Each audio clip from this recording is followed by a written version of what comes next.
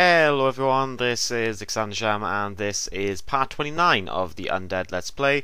In this video we're going to be finishing a lot of the quests for the Northern Tower, well, not the Northern Tower, it's the tower north of Lighthouse Chapel for the Argent Crusade. And currently we're going to be doing a lot of quests regarding the companions in the caravan. The first quest here is Ixar the Underlord. You need to kill 10 of Ixlar's minions, which are just any sort of undead that are in the area just north of this tower, and we need to kill Ixlar. Now, Ixlar is this massive bug type thing. I forgot what the name of them are. It's got a massive carapace on its back, and it's just like it's got wings underneath them. I think you understand what I'm talking about. You're going to see it in 5 seconds anyway. But it's the same model as the guy who was the end boss of Champions. Trial of Champion. There we go. Trial of the Crusade. I don't remember what the actual dungeon was called, because no one should ever remember that piece of shit ever again, because that was literally the worst raid the Blizzard ever decided to expose on their fan base, i.e. it was just like a fuck you to them. It was one of the worst things I've ever freaking seen. But yes, I just went on a random rant about Trial of the Champion. The reason I probably did that was probably because Trial of the Champion killed our raiding guild completely, because no one wanted to do that raid for like 5 freaking...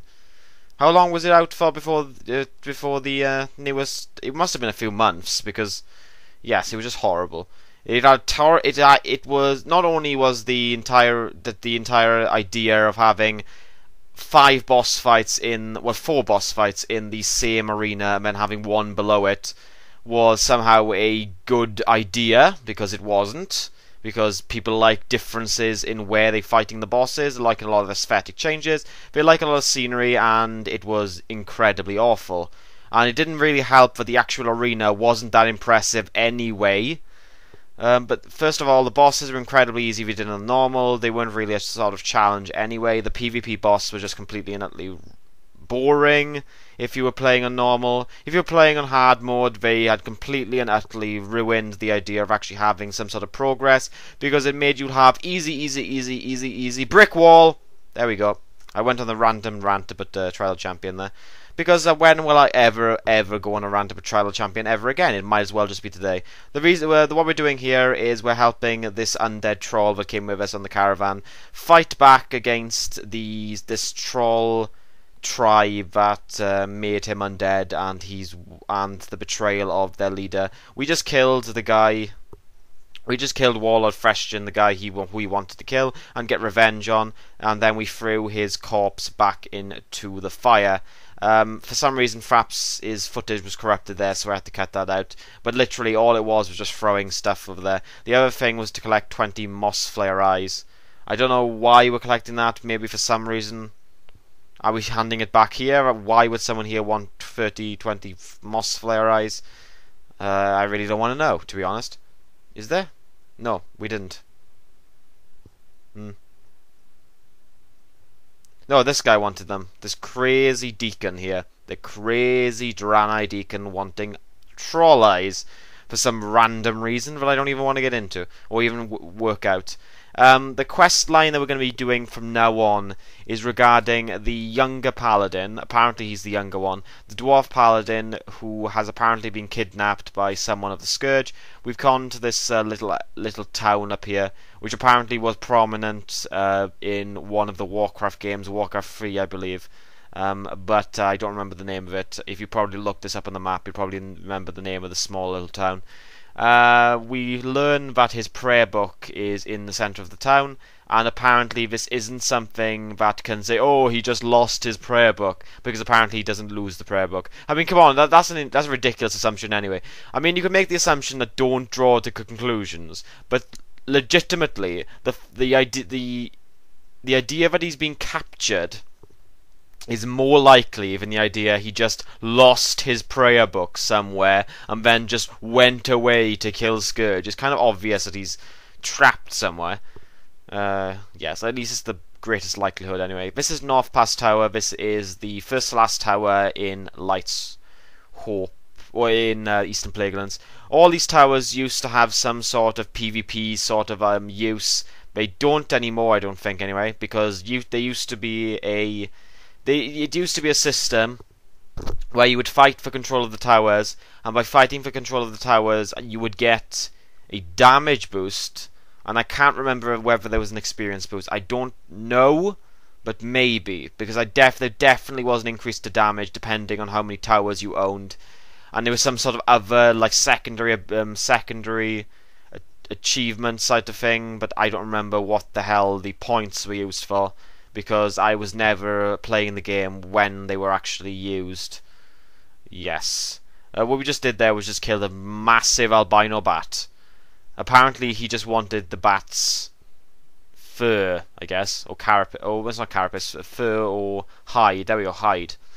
Yes, he just wanted the bat's hide. I really don't want to elaborate any further because all he wanted. Apparently it was a giant bat and it was the biggest bat he'd ever seen, so he just wanted it.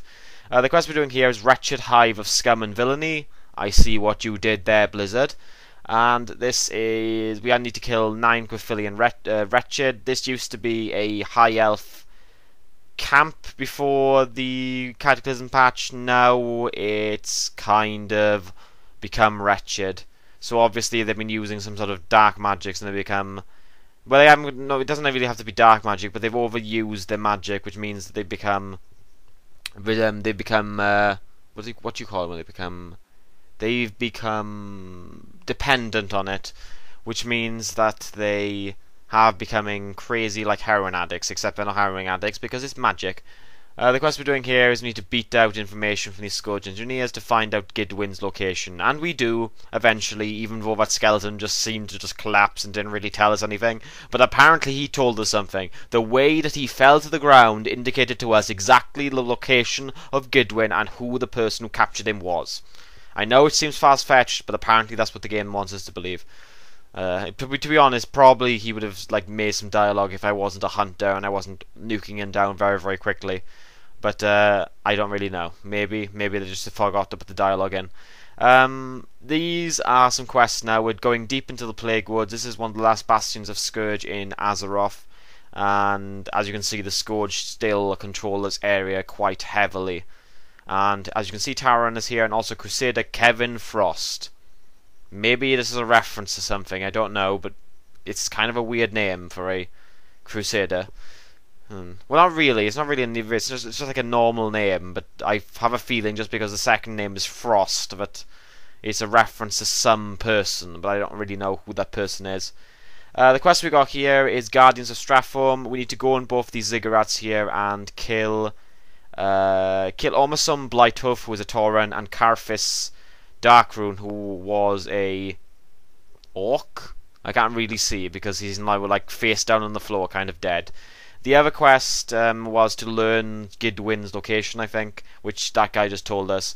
The other quest is to kill overstuffed golems and then burn their corpses. However, I didn't read the quest text, which means you will see me run past a lot of abominations and not actually burn their corpses because I wasn't paying attention, which is never a good thing.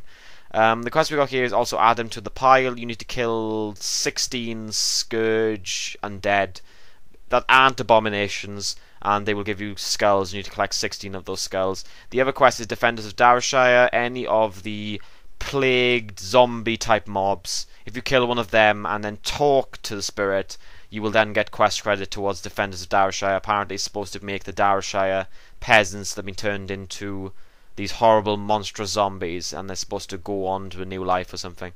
And this is Gidwin. Nice little animation here. Or little, not animation, nice little cutscene. Gidwin does a little dance at the end, and this is the final time you will ever see them, because all these guys came and saved Gidwin, and we managed to kill this Banshee that apparently was leading the Scourge, or had some high-level plan in the Scourge. And apparently after you, and a nice thing from that quest, because Lysop Chapel is so far away from here, well, it isn't that far away from here, but it's kind of a long way-ish. After you've completed all the quests for the rest of the Argent Crusade in this area, Fiona gave you a a secondary hearthstone which allows you to go back to Lysop's Chapel once. You can only use it once, which is unfortunate. But well, not once. You can only use it, and then you hand in the quest, and then you lose the stone. So you can only use it once, technically, for any real benefit. I think it's only usable in Eastern Plaguelands as well, so you can't. I don't think you can keep it and use it somewhere else. But I think that's the end of the game. This is the end of the video, guys. Thank you for watching. Hope to see you in the next episode of the WoW Let's Play. If you want to like the video, please like. If you want to comment, please comment. And if you want to subscribe, please subscribe. And if you want to follow me on Twitter, there's a link in the description below. Thank you for watching, and I hope to see you again. Peace out.